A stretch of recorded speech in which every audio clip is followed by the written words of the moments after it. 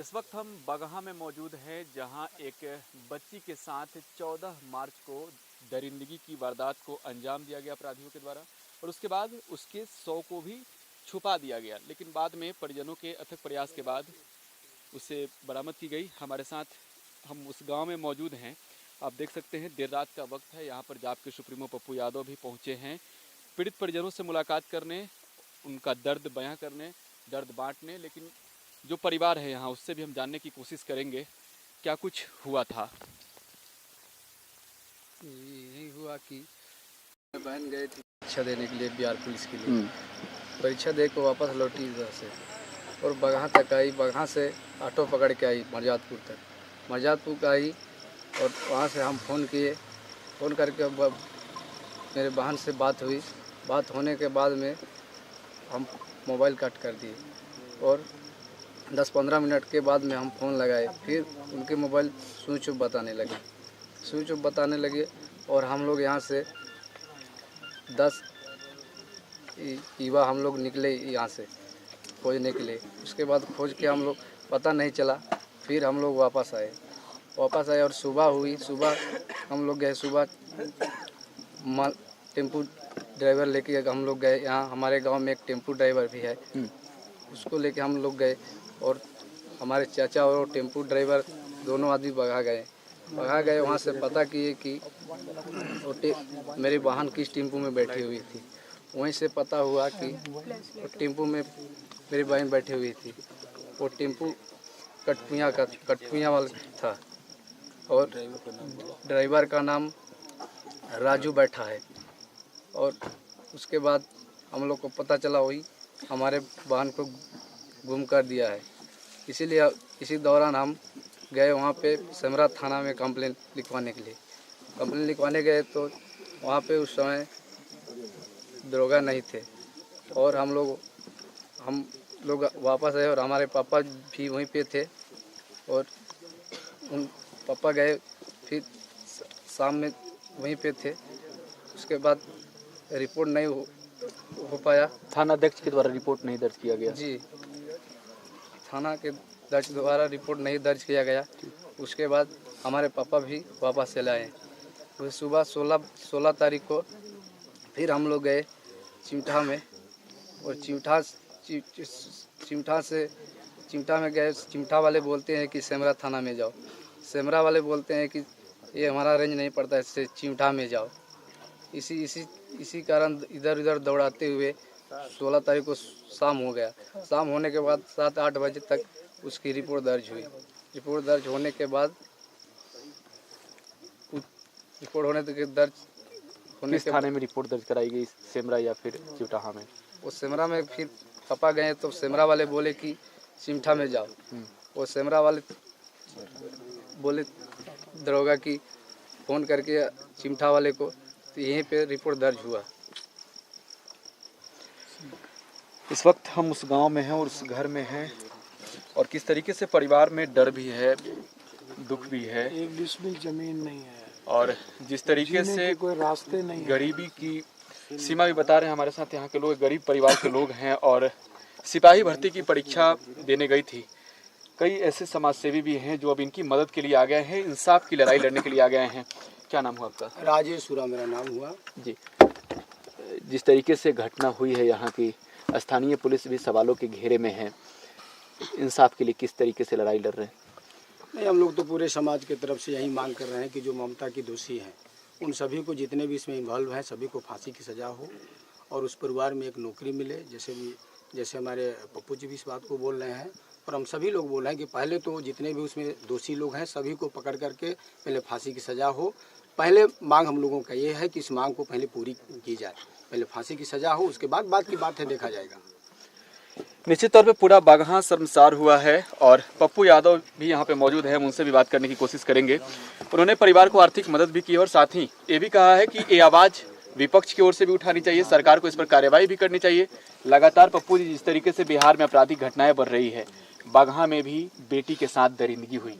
एक दिन में 4 दर्जन से ज़्यादा बलात्कार होता। जी, ये सरकार कहती है कि डोमेस्टिक वायलेंस कम हुआ है, थाना में दरोगा शराब भिजवाता है, केस दर्ज कौन करेगा? केस पति दारू पी करके पीटेगा या कोई बात होगी, घर में यदि उसका शोषण होगा तो आप थाना जाएंगे ना, और थाना में केस की कोई गुंजाइश नहीं है, तो आप केस लेते नहीं हैं। अस्पताल में आप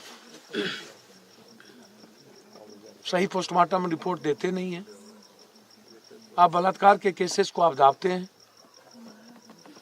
समाज भी दाबती है और आप भी दाबते हैं।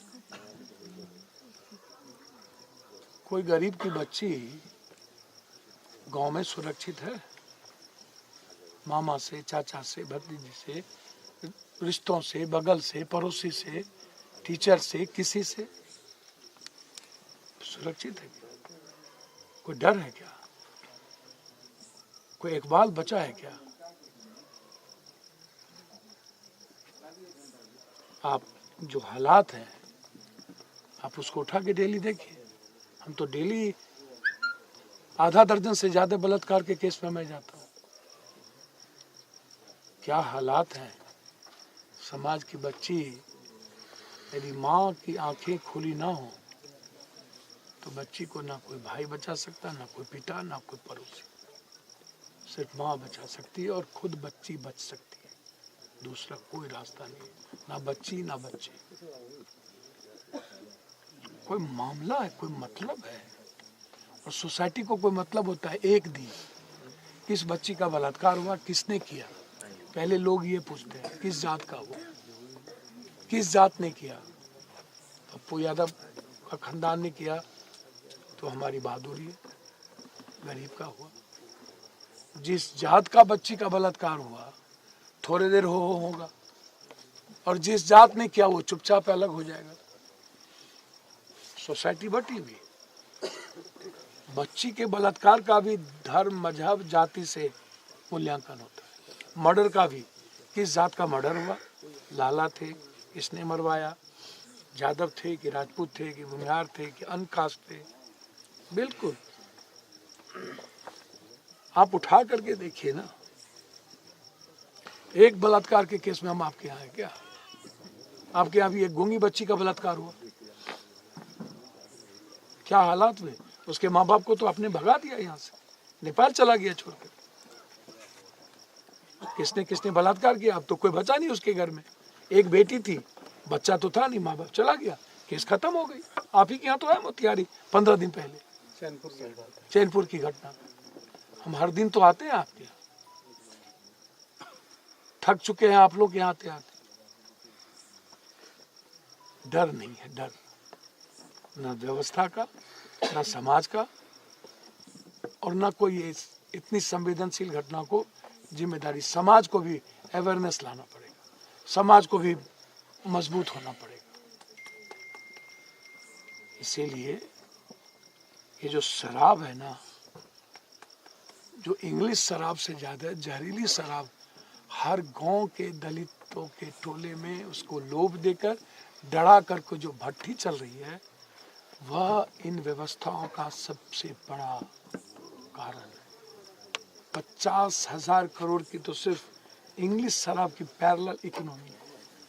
200 का शराब 1400। बिहार में पूर्ण शराबबंदी, पप्पू जी आरोप सीधे तौर पे आप लगा रहे हैं। सर मुझे तो समझ में नहीं आता है, डेली 5 करोड़ के शराब एक थाने में पकड़ाए जाते हैं, हम आरोप नहीं लगाते हैं। हमने तो कहा कि इंटायर एमएलए और पदाधिकारी का ब्लड जांच कर लो, पता चल जाएगा डेली के ब्लड का। हर थाने में हर लोग पीते हैं, हर डाल पर उल्लू बैठा अंजामे गुलिस्ता क्या हो। हमाम में सब नंगे, सारे पैसे एमएलए लोगों का तो इन्वॉल्व है ही। जो गोदाम होता है वो नेताओं का और बड़े लोगों का गोदाम होता है। चपरासी को जेल भेज देते हो, 4 लाख लोगों को जो जेल भेजे उसमें पीने वाले को, गरीब को भेजे। 400 जो सजा हुई उसमें 99% गरीब आदमी को सजा दिया। तुमने कितने माफियाओं का अकाउंट सीज किया, तुमने कितने नेताओं की आपने ईडी से संपत्ति और पदाधिकारियों की जांच कराई। अकूट संपत्ति 15 सालों 30 सालों के अंदर आप जमीन की रजिस्ट्री ऑफिस चले जाओ तो नेता और पदाधिकारी के नाम से इतनी जमीन रजिस्ट्री हुई, उसके खानदानों के नाम से, पता चल जाएगा आपको कहाँ से पैसा आता है।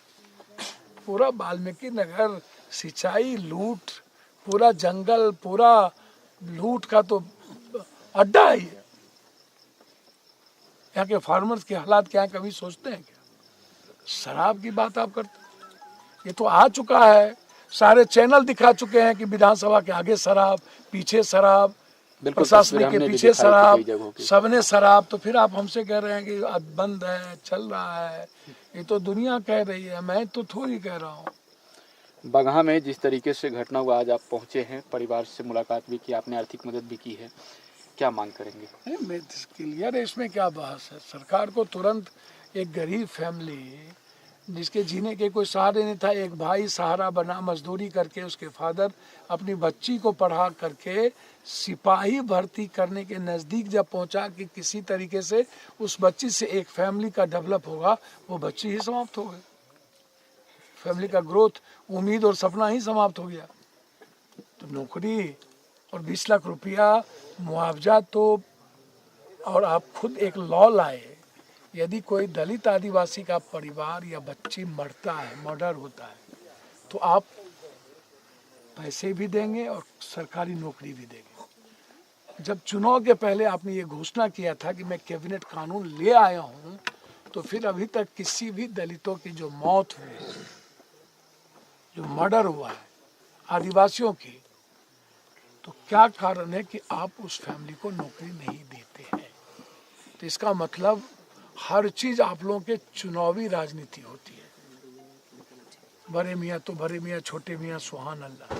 पूरी कंट्री को कोलैप्स कर देने वाली यह सरकार, एक तरफ फार्मर्स को कोलैप्स, एक तरफ गरीब कोलैप्स। हर चीज, डीजल पेट्रोल से 24 लाख हजार करोड़ रुपया सिर्फ टैक्स में कमाया। 24 लाख हजार करोड़ सिर्फ टैक्स में, और उसके बाद लगभग सब कुछ प्राइवेटाइजेशन। अब दलित आदिवासी और अत्यंत पिछड़ों को नौकरी नहीं मिली, क्योंकि जब प्राइवेट हो जाएगा तो इसकी आरक्षण गई। तो जब इसकी आरक्षण गई तो प्राइवेट में पप्पू यादव का बेटा जाएगा ना। हम राजा हैं, हम एमपी हैं, तो मेरा बेटा बेटी गोरा है ना, तो मेरा बेटा बेटी इंग्लिश में बात करेगा ना। तो उसको तो चाहिए मनी का ग्रोथ कौन करता है, कौन स्टेशन पर हम रुकेंगे तो ट्रेन हमको कितनी इकोनॉमी देगा। 2 रुपये का प्लेटफॉर्म 50 रुपया, हमारा बाप दादा 10 पैसा, पप्पू यादव 2 रुपया, और पप्पू यादव का बेटा 50 रुपया। कौन गरीब प्लेटफॉर्म पे जाएगा? अभी आपने बीमा कंपनी को FDI कर दिया परसों। क्या कोई मिडिल क्लास के कर्मचारी अब रह पाएंगे क्या? हमारा पैसा विदेश के बाहर जाएगा। कुछ है?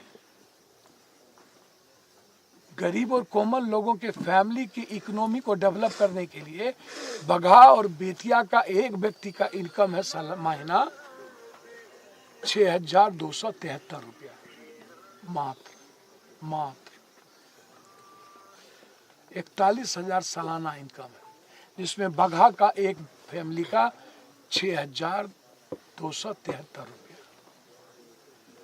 तो हमारी लाइफ जानवर से बदतर बीती हो। तो कैसे जिया जाता है गोमन में?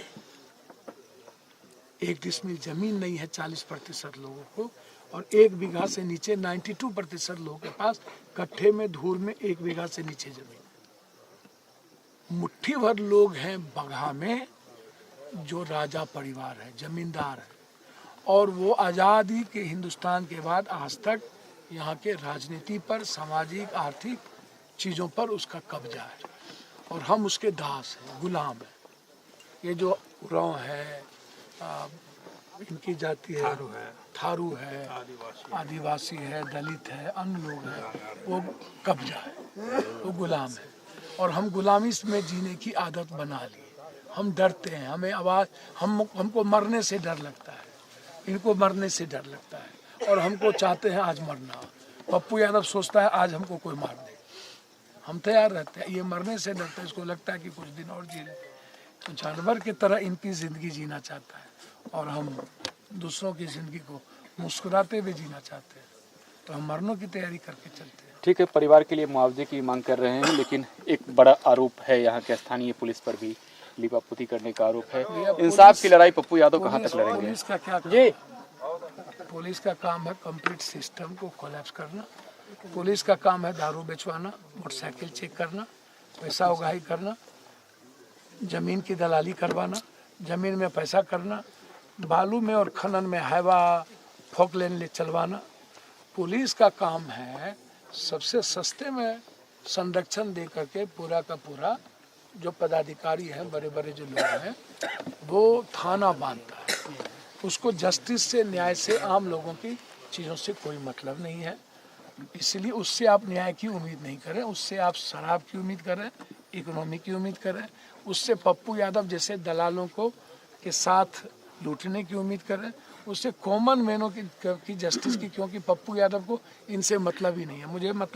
मुझे पता है कि इनका वोट हमको 500 रुपया में लेना है। रिंकू सिंह जी इनका वोट 500 रुपये में लेते हैं, इनके यहाँ बगहा में लोग 500 रुपये में लेते हैं। तो 500,000 रुपया में फिक्स्ड है राजेश उरांव जी का, और अपने समाज को ये अवेयरनेस करने के लिए तैयार ही नहीं है। और आज भी राजेश उरांव जी को ये लगता है बिरसा मुंडा या अन्य वाल्मीकि से लेकर के सभी लोग जिस समाज में गलत चीज़ों के खिलाफ लड़े और वो आज भी हिंदू हो जाए,